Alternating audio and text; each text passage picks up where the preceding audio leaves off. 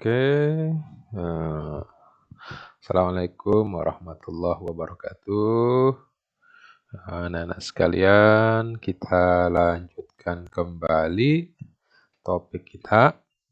Ya, jadi sebelumnya kita sudah membahas tentang ayat jurnal untuk pembelian. Sekarang kita masuk ke penjualan. Mari kita lihat. Ya. Jadi kita bicara sekarang bagaimana mencatat penjualan pada perusahaan dagang. Ini perhatikan, ya. Ketika terjadi penjualan, maka dilakukan pencatatan dengan dua jurnal, ya, yaitu yang pertama mencatat penjualan, yang kedua adalah pembebanan harga pokok penjualan. Harga pokok penjualan atau beban pokok penjualan, ya, mana-mana yang digunakan di buku, bisa BPP, bisa HPP. Ya, beban pokok penjualan, bisa juga harga pokok penjualan, dan buku pegangan ini menggunakan kata beban pokok penjualan. Lihat ya di buku halaman 289. Kas 1.800.000 pada penjualan 1.800.000. Ini untuk mencatat penjualan tunai dengan harga penjualan 1.800.000. Dari harga 1.800.000 itu harga pokoknya, modalnya itu 1.200.000. Maka di jurnal beban pokok penjualan pada persediaan, ya, 1.200.000. Nah, ini kalau penjualan tunai. Apa cirinya? Itu pakai kas. Ya. Nah, sekarang ini penjualan kredit. Ya.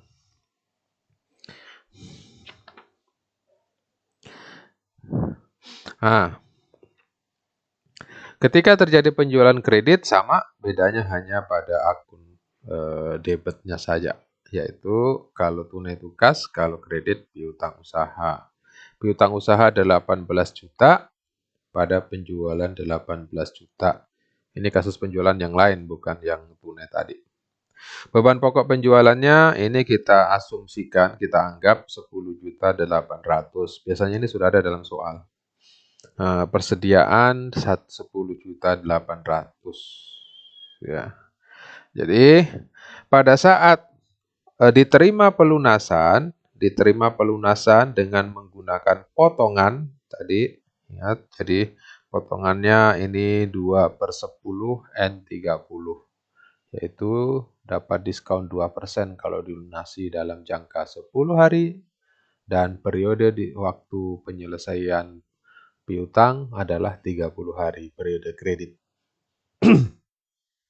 2% dari 18 juta itu ada berapa ini? 360.000, sehingga kas 17.640.000, potongan penjualan 360.000, dan piutang usaha 18 juta. Ini selesai penjualan yang 18 juta ini sudah dilunasi. Sekarang berikutnya adalah bagaimana untuk kalau terjadi retur, ya. Jadi apa itu? Ini kita lihat dalam contoh buku. Anggap bahwa sepanjang tahun 2016, ini pembukuan 2016, nah, sepanjang 2016 itu terdapat total penjualan CV Sabak sebesar 2 miliar. Dari total 2 miliar itu diperkirakan ada 2% yang akan mengalami retur. Ya, dianggap tidak ada itu penjualan total sempurna 100%, pasti ada rusak, ada cacat, ada.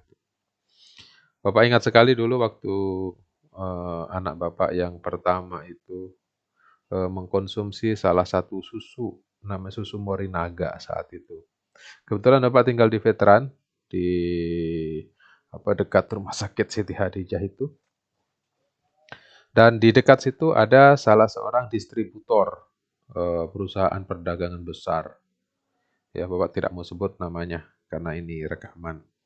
Jadi, karena ditahu bahwa Bapak itu mengkonsumsi susu Morinaga, itu kadang-kadang dan sering kali itu ada penawaran dari karyawan harga susu Morinaga yang biasanya itu 150.000, itu hanya dibeli dengan harga 50.000, 75.000 itu. Kenapa bisa murah? Karena kalengnya gepok. Jadi kalengnya sudah penyok. Kalengnya penyok, tidak mungkin kan kalau susu kaleng penyok itu kemudian dipajang di toko, itu pasti orang juga tidak mau lihat. Jadi kalau kaleng penyok itu dianggap barang cacat. Padahal dari sisi konsumen seperti Bapak, kita kan tidak mau makan kalengnya. Kita makan isinya. Isinya masih bagus, sempurna. Hanya kalengnya kepok. Dalam hati kadang-kadang Bapak bertanya, ini barangkali karyawannya juga ini yang nakal, ini ditendang-tendang sedikit, kepok gitu, kemudian dikeluarkan dari pembukuan. Ya, tapi itu pikiran nakal. Oke, kembali ke catatan sini. Lihat, retur adalah barang cacat yang dikembalikan, ya, dikembalikan berarti ada barang yang dikembalikan. Sedangkan potongan penjualan itu adalah barang cacat dan tidak dikembalikan. Karena itu diberikan potongan harga. Jadi ini dua hal yang berbeda. Nah, dua hal yang berbeda. Retur dan potongan. Retur itu berarti barang dikembalikan. Ada persediaan yang bertambah lagi. Sedangkan potongan penjualan itu tidak ada. Nah, karena itu nanti bedakan antara diskon dengan potongan. Ini perhatikan istilah-istilah berikut. Diskon adalah pengurangan harga karena membayar lebih cepat pada periode diskon, yang tadi 210 N30. Sedangkan potongan itu pengurangan harga karena produknya cacat dan tidak dikembalikan. Retur adalah produk cacat dan dikembalikan. Oh, ini produk kita perbaiki dulu. Oke, produk. Yes. Ya, oke. Nah, sekarang anggap ini 2% dari nilai 2M, ya. Jadi ini ada namanya pembentukan cadangan. Pembentukan cadangan. Apa gunanya pembentukan cadangan? Nanti dibahas lebih lanjut. Untuk sekarang, ya sekedar kalian tahu saja bahwa pada setiap penjualan ada pembentukan cadangan. Jadi dianggap dari total 2M itu ada 2% yang diperkirakan akan kembali. Ingat, nah, diperkirakan. Kata diperkirakan itu berarti ada unsur di situ pembentukan cadangan. Seperti cadangan kerugian, cadangan penyusutan. Kata cadangan itu berarti dipersiapkan. Cadangan penurunan nanti di intermediate dibahas nanti. Lebih lanjut tentang apa itu yang disebut dengan cadangan.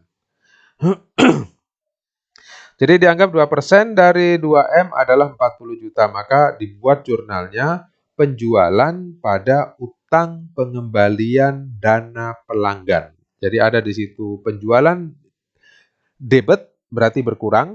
Ingat, penjualan kredit itu bertambah, penjualan debit berkurang. Jadi di sini mengurangi penjualan. Jadi penjualan berkurang sebesar 40 juta nanti di buku besar. Muncul akun baru yaitu utang pengembalian dana pelanggan. Ini dianggap utang. 40 juta. Nah, dari 40 juta itu kita tetapkan berapa harga pokok, beban pokok penjualan. Nah, di situ muncul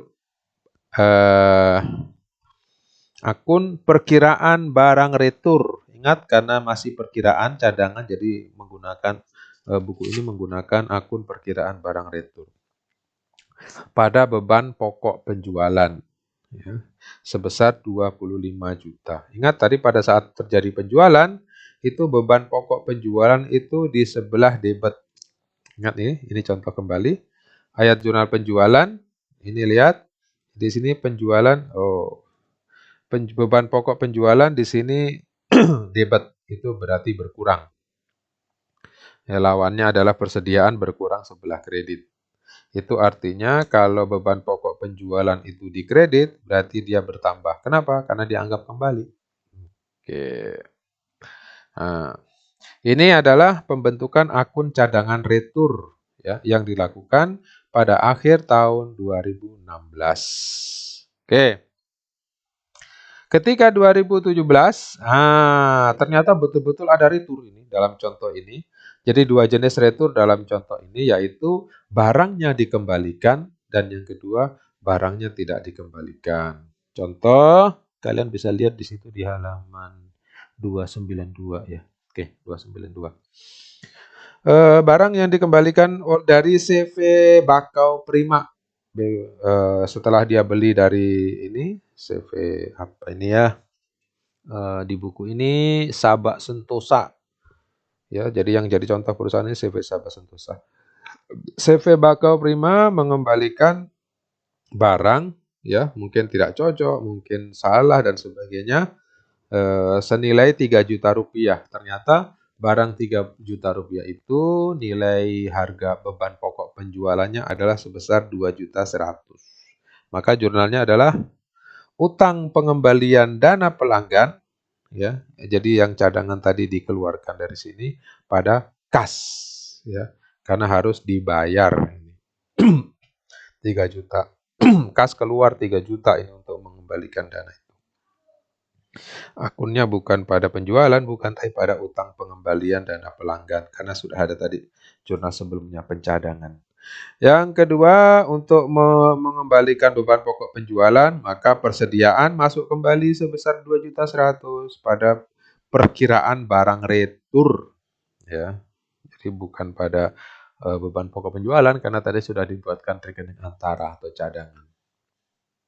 Nanti di buku besarnya masing-masing akan terjadi saling write off, saling menghapus. Oke. Ini kasus pertama. Jadi dengan jurnal ini, maka kalian lihat kas berkurang 3 juta, kemudian utang pengembalian dana pelanggan ini berkurang juga 3 juta. Ingat, utang itu kalau di debit berkurang, utang di kredit bertambah. Persediaan bertambah kembali 2.100.000 dan perkiraan barang retur berkurang 2.100.000. Ini kalau ada retur pengembalian barang. Yang berikutnya adalah dari Bondan and Son. Ya. Bondan and Son, dia sebenarnya mau kasih kembali, tapi barangkali dinego, ditawari, udahlah, nggak usah kasih kembali. Siapa lagi yang nanggung ongkos? Kalau memang masih saya kasih diskon aja ya. Nah, mungkin karena barangnya masih bisa diperbaiki, maka dikasih diskon 900.000 oleh CV Sabak Sentosa. Nah, atas pengembalian atau potongan penjualan 900.000, ingat ini kan penjualan kredit, jadi belum ada kas yang berpindah. Yang ada hanya pengurangan akun piutang. Ya.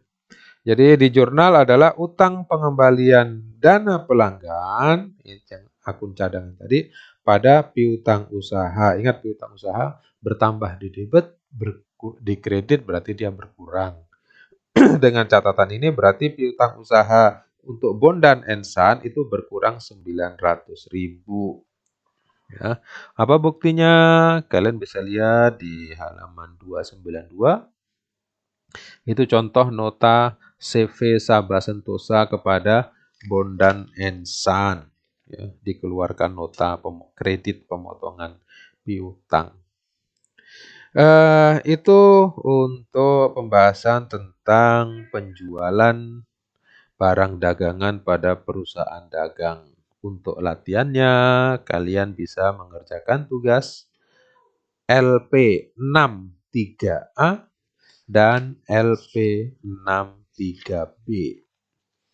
LP63A dan LP63B itu ada pada halaman 317. Oke anak-anak, sampai di sini. Silahkan kalau ada pertanyaan. Selamat siang, selamat sore, selamat malam. Assalamualaikum warahmatullahi wabarakatuh.